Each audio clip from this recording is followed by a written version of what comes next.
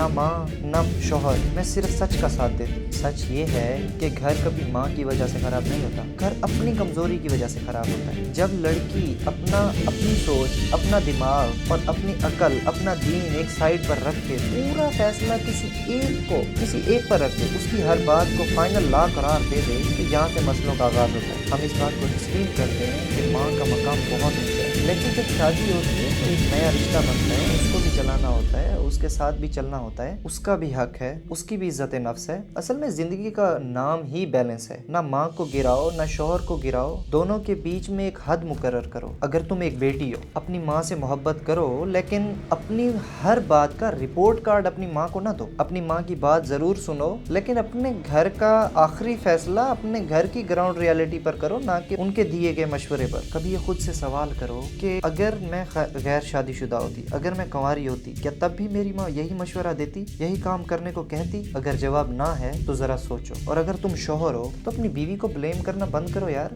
تمہیں یہ سمجھ نہیں آ رہا کہ وہ اس کی بیٹی ہے، وہ اس سے زیادہ تم پہ کیسے یقین کر سکتی ہے جو ابھی نیا آیا ہے؟ تو تم نے اس کے دل میں محبت پیدا کرنی ہے، نہ کہ اس کی ماں سے لڑائی کرنی ہے۔ اپنی بیوی کو یہ سمجھاؤ، تمہاری اور تمہاری ماں کے درمیان درار پیدا نہیں کر رہا، میں نفرت پیدا نہیں کر رہا، میں بس یہ چاہتا ہوں کہ جو بھی لڑائی ہو، جو بھی مسئلہ ہو، وہ ہماری آپس میں سلجھ جائے، باہر نہ جائے۔ کبھی کبھی ایک فون کال، ایک میسج، ایک ایڈوائس اور ایک جملہ گھر کو تباہ کر سکتا ہے اور اس گھر کو بچا بھی سکتا ہے۔ ماں، بیٹی اور شوہر، یہ تینوں جب ایک چیز سیکھ لے نا، کئی گھر ٹوٹنے سے بچ سکتے ہیں۔ اگر آپ کو میری ویڈیو اچھی لگی ہو، اگر آپ کو لگتا ہے کہ یہ ویڈیو کسی شوہر، کسی ماں یا کسی لڑکی کو سوچنے پر مجبور کر سکتی ہے، تو اس ویڈیو کو صرف لائک مت کرنا، شیئر بھی کرنا، تاکہ آپ کی وجہ سے کسی کا گھر بچ سکے۔